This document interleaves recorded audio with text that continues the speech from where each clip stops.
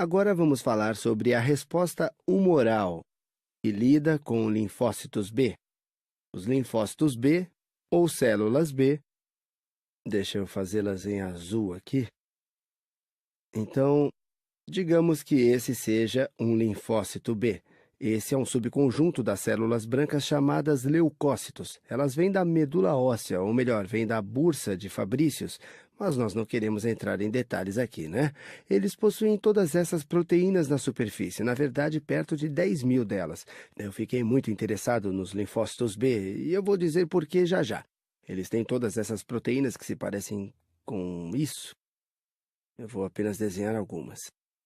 Na verdade, eles são complexos proteicos e você pode vê-los.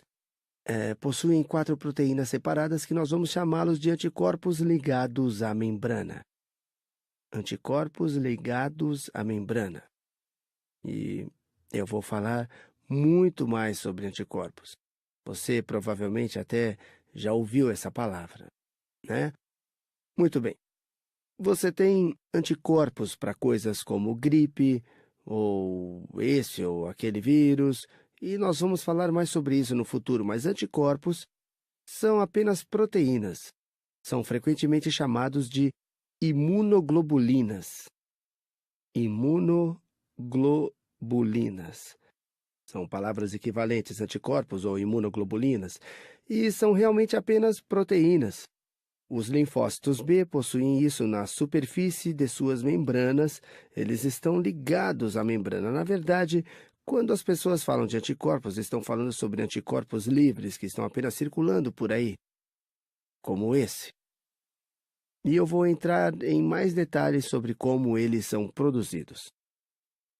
Tá legal? Muito bem. Agora, o que é muito interessante sobre os anticorpos ligados à membrana e sobre os linfócitos B em particular, é que o linfócito B possui um tipo de anticorpo ligado à sua membrana. Ela também tem anticorpos, mas esses são diferentes. Então, vamos focar nas diferenças, tá? Porque também tem anticorpos, mas esses são diferentes. Então, eu vou desenhá-los com a mesma primeira cor, e então veremos em que eles são diferentes. Ambos são linfócitos B. Ambas têm estes anticorpos nelas. A coisa interessante é que, de um linfócito B para outro, os anticorpos possuem uma parte variável que pode tomar um monte de diferentes formas. Então, esse talvez se pareça com isso aqui, ou com aquele, e eu vou entrar em mais detalhes nisso aqui. A porção não variável você pode ver em verde para qualquer tipo de anticorpo. E há também uma porção variável. Então, esse indivíduo tem uma porção variável rosa. E cada um desses anticorpos ligados à sua membrana vão ter essa mesma porção variável. Esse linfócito B diferente vai ter diferentes porções variáveis. Então, eu vou fazer isso numa cor diferente. Talvez eu faça em magenta. Então, suas porções variáveis serão diferentes.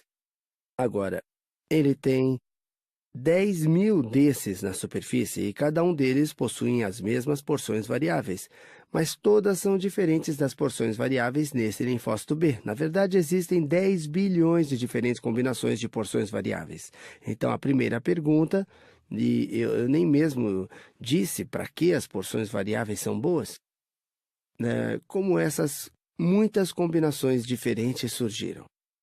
Essa é a pergunta que temos que fazer agora.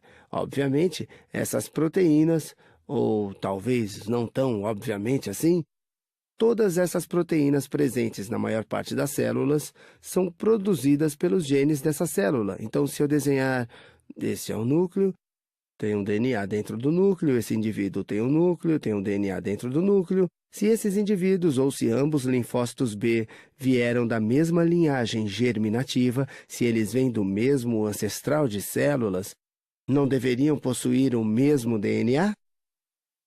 Não deveriam possuir o mesmo DNA? E se eles possuem o mesmo DNA, porque as proteínas são construídas diferentemente, como elas mudam. Isso é por causa, e você vai ver que isso também é verdade para os linfócitos T, do seu desenvolvimento, na sua hematopoiese. E isso é só no desenvolvimento desses linfócitos. Em uma etapa no seu desenvolvimento, há apenas um embaralhamento das porções do DNA que codifica para essas partes da proteína. Acontece apenas um embaralhamento. A maioria das vezes que nós falamos sobre DNA, nós realmente queremos preservar a informação. Não falamos nesse embaralhamento. Mas quando esses linfócitos B são maturados em algum estágio da sua maturação ou seu desenvolvimento, há um reembaralhamento intencional do DNA que codifica para essa e essa parte do DNA. E isso é o que dá toda a diversidade nas porções variáveis destas imunoglobulinas ligadas à membrana. E estamos quase descobrindo o porquê dessa diversidade. Há toneladas de coisas que podem infectar seu corpo. Vírus que estão mutando e evoluindo, assim como bactérias. Você não sabe o que está para entrar em seu corpo. E o que o sistema imune tem feito através dos linfócitos B, nós vamos ver também isso através dos linfócitos B. Ele diz: "Oh, deixa eu fazer muitas combinações dessas coisas que podem essencialmente se ligar a qualquer coisa. Então, digamos que há alguns novos vírus que aparecem, certo? Sempre aparecem. O mundo nunca viu esse vírus antes e esse linfócito B vai colidir com o vírus e ele não vai se ligar. Outro linfócito B vai colidir com esse vírus e ele também não vai se ligar. E talvez milhares de linfócitos B vão se encontrar com esse vírus e ele não vai se ligar. Mas como eu tenho tantos linfócitos B com tantas diferentes combinações dessas porções variáveis desses receptores, eventualmente um desses linfócitos B vai se ligar. Talvez seja esse aqui. Ele vai se ligar a uma parte da superfície desse vírus. E isso pode ser uma parte de uma superfície de uma nova bactéria ou de alguma proteína estranha. E a parte da superfície que se liga à bactéria, talvez isso se ligue a essa parte da bactéria, é chamada de epítopo. Epítopo. Então, uma vez que esse anticorpo se liga a algum patógeno estranho, lembre-se, os outros linfócitos B não vão se ligar, só aquele em particular que possui a combinação particular. 1 em 10 à 10ª potência, e na verdade não há 10 à 10ª potência de combinações. Durante seu desenvolvimento, elas eliminam todas as combinações que se ligariam a coisas que são essencialmente suas, para que não haja uma resposta imune contra. Podemos dizer que as combinações autorresponsivas são eliminadas. Então não há, na verdade, 10 à 10ª potência, 10 bilhões de combinações. É algo menor do que isso. Você tem que eliminar todas as combinações que se ligariam às suas próprias células, mas ainda há um número super grande de combinações que têm grande probabilidade de se ligar a pelo menos uma parte de algum patógeno, de algum vírus ou alguma bactéria. Assim que um desses linfócitos B se liga, ele diz: "Eu sou o cara de sorte que se encaixou nesse novo patógeno." Ele se torna ativo após se ligar ao novo patógeno. Ele se torna ativo após se ligar ao novo patógeno. E eu vou entrar em mais detalhes no futuro. Para se tornar realmente ativada, ela precisa da ajuda dos linfócitos T auxiliadores, mas eu não quero confundir você nesse vídeo. Então, nesse caso, eu vou assumir que a ativação pode apenas ocorrer, ou ela apenas precisa responder, ou precisa ser engatilhada pela ligação com o patógeno. Na maioria dos casos, você precisa dos linfócitos T auxiliadores também. E vamos discutir por que isso é importante. Isso é um tipo de mecanismo contra falhas do seu sistema imune. Mas uma vez que essa célula é ativada, ela vai começar a se clonar. Ela vai dizer: "Olha, eu sou o cara que se encaixa nesse vírus aqui." E então vai começar a clonagem. Ela começa a se dividir e se preparar.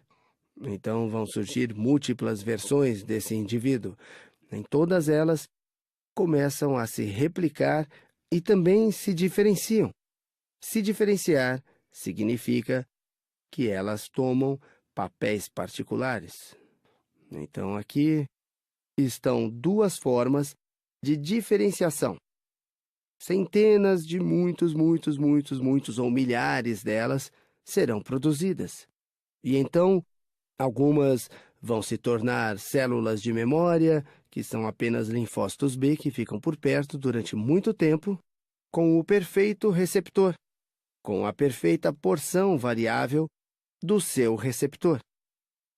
Então, algumas vão se tornar células de memória. Elas existirão em maior quantidade do que eram originalmente.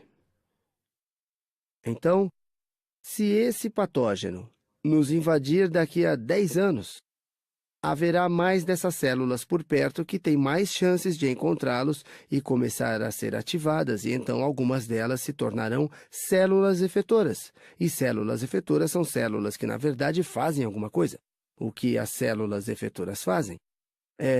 Elas se tornam anticorpos. Esses linfócitos B são chamados de células plasmáticas. Células plasmáticas. Elas vão se tornar fábricas de anticorpos. E os anticorpos irão produzir exatamente essa combinação. Os dados que eles originalmente se ligaram à membrana. Então, elas irão começar a produzir esses anticorpos de que falamos com exatidão e vão começar a lançá-los para fora. Elas vão começar a lançar toneladas e toneladas dessas proteínas que são unicamente capazes de se ligar a esse novo patógeno, a essa nova coisa em questão. Então, uma célula efetora ativada vai produzir 2.000 anticorpos por segundo. Então, se você tem um monte desses, você vai ter, de repente, um monte de anticorpos circulando pelo seu corpo e vão entrar nos tecidos do corpo. E o valor disso e o porquê disso no sistema humoral é que você tem todos esses vírus que estão infectando o nosso sistema, mas você agora está produzindo todos esses anticorpos. As células efetoras são aquelas fábricas e então esses anticorpos específicos vão começar a se ligar. Então, eu vou desenhar isso aqui. Os anticorpos específicos vão começar a se ligar a esses vírus, e existem algumas razões para isso. Por exemplo, eles os marcam para que sejam retirados por fagocitose. Fagocitose. Isso é chamado de opsonização. Deixa eu escrever isso. Opsonização, que é quando você marca moléculas para serem eliminadas e as torna mais fácil para os fagócitos devorá-los. Anticorpos se ligam e dizem: fagócitos, agora tudo ficou mais fácil. Você deve eliminar esses indivíduos em particular. Eles podem tornar esse vírus incapazes de funcionar. Eu tenho essa grande coisa pendurada aqui ao lado. Isso torna mais difícil para os vírus se infiltrarem nas células. A outra coisa é, em cada um desses anticorpos você tem 2 cadeias pesadas e idênticas. E depois 2 cadeias leves idênticas. Eles têm uma porção variável muito específica em cada um. E cada um desses ramos pode se ligar a um epítopo de um vírus.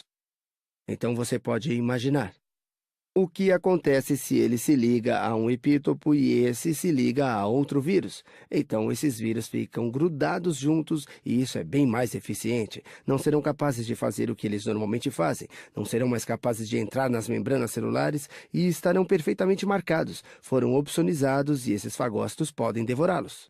Depois falaremos mais sobre linfócitos B. É que eu acho fascinante que existam tantas combinações e elas são suficientes para reconhecer quase qualquer coisa que possa existir nos fluidos do corpo. Mas nós não resolvemos todos os problemas ainda. Ainda não resolvemos sobre o que acontece quando as coisas infiltram as células ou quando nós temos células cancerosas. Como matamos células que claramente fugiram do normal.